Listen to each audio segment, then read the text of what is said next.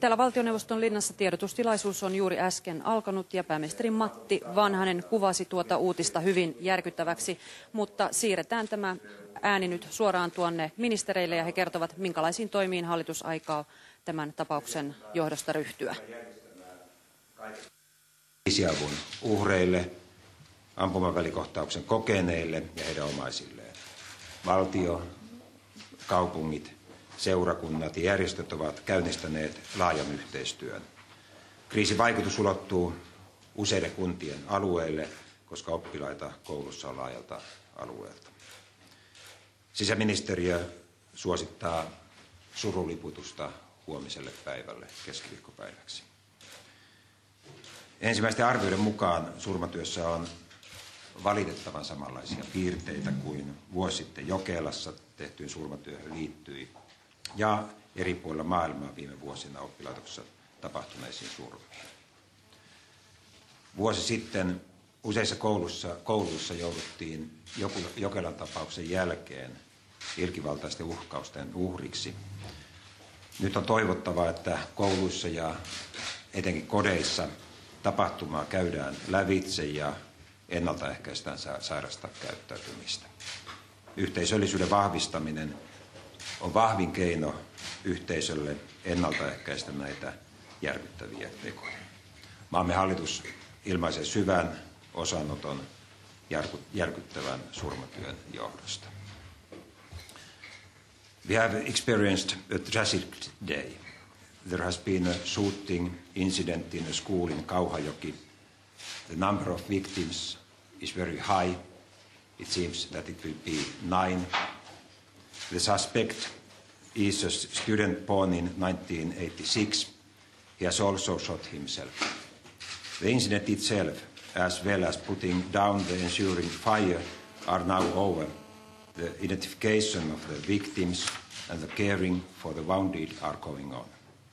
According to the first accounts, there seem to be unfortunate similarities with the killings in Jokela a year ago, as well as with deaths in other schools around the world. Ministeri Holmlund. Kiitos. Pohjanmaan hätäkeskuksen oli tullut tieto 10.54 tästä ampumatapauksesta ja siitä, että koulu on tulessa. Seuraavan puolen tunnin paikalle saapui tilanteen edellyttämä määrä sekä poliisipartioita että pelastustoimen yksiköitä. Poliisi eristi nopeasti rakennuksia ja tunkeutui sinne, joka oli siinä vaiheessa täynnä savua. Ja noin puolentoista tunnin kuluttua tilanteen alkamisesta ampujaksi epäilty vahingoitti itseään ja oli kuitenkin elossa sairaalan toimitettaessa. Tilanne saatiin tämän jälkeen varsin nopeasti hallintaan. Tähän mennessä saatujen tietojen mukaan ampujaksi epäilty oli julkaissut perjantaina netissä ampumavideon, jossa hän ampuu itse ampumaradalle. Asia oli tullut myös poliisin tietoon ja sitä oli välittömästi käsitelty, mutta henkilöä ei ollut tuolloin tavoitettu. Henkilö oli tavoitettu maanantaina 22.9. ja kutsuttu haastatteluun kyseiseen ampumavideoon liittyen.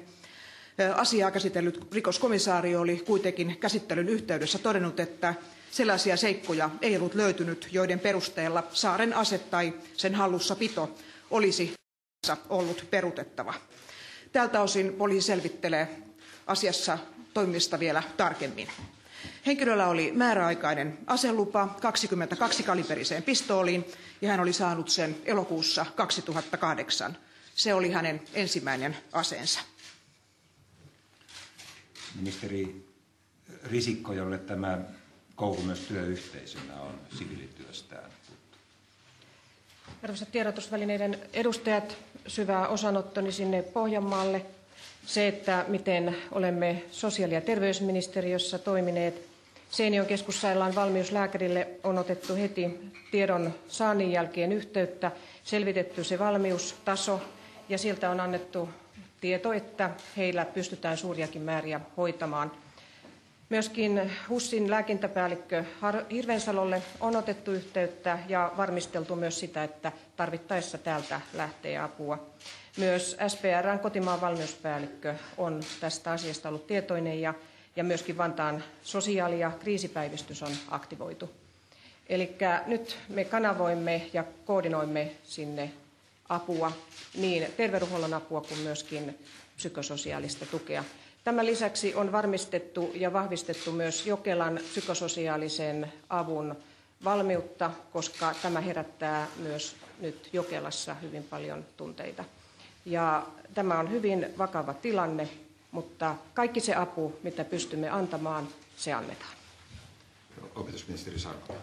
Kyllä tosiaan Suomi on tänään kohdannut käsittämättömän surun ja järkytyksen, ja varmasti kukaan meistä ei voi tätä käsittää eikä ymmärtää. Lausun syvän osanottoni tämän järkyttävän tapahtuman johdosta ja haluan välittää myös surunvalittuneiden uhrien omaisille, perheille, opiskelutovereille ja opettajille.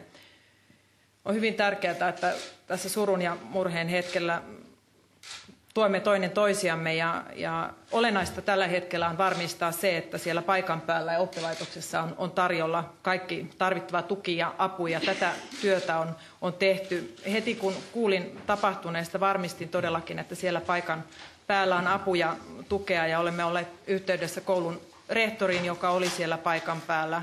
Ja varmistin myös sen, että läänin sivistystoimi on ryhtynyt tarvittaviin toimiin ja sivistystoimen edustajat ovat paikan päällä ja osallistuvat kriisityöryhmän toimintaan, joka tekee toimiaan parhaillaan ja ryhtyy toimiin välittömästi. Opetusministeriön valmiusorganisaatio oli heti valmiudessa, kun saimme tiedon ja tosiaan olimme sinne paikan päälle yhteydessä. Olemme myös yhteistyössä sosiaali- ja terveysministeriön kanssa varmistaneet sen, että koulun opettajat ja oppilaat saavat työhönsä tukea, ja olen itse vielä tänään yhteydessä paikallisiin viranomaisiin, ja todella teemme kaikkemme, että siellä paikan päällä on apu ja tuki, mitä tarvitaan. Siirrytään kysymyksiin. Suora lähetys tuolta valtioneuvoston tiedotustilasta, jossa hallitus piti hätäkokouksen jälkeen tiedotustilaisuuden.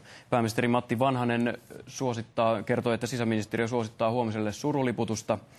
Ja hän otti myös esiin tämän teon samankaltaisuuden kuin Jokelan tapauksessa ja myös maailmalla. Sisäministeri Anne Holmlund vahvisti, että tätä tekijäksi epäiltyä on eilen haastateltu näistä YouTube-videoista, mutta hänet on kuitenkin päästetty menemään. Hänen aselupansa on määräaikainen ja se on myönnetty elokuussa tänä vuonna. Me seuraamme tätä tilannetta luonnollisesti päivän mittaan. Seuraava uutislähetyksemme täällä TVn puolella on kello 16 ja me päivitämme tietysti tuoreempia tietoja koko ajan myös MTV:n nettisivuille. Seuraavat uutiset siis kello 16. Nyt näkemiin.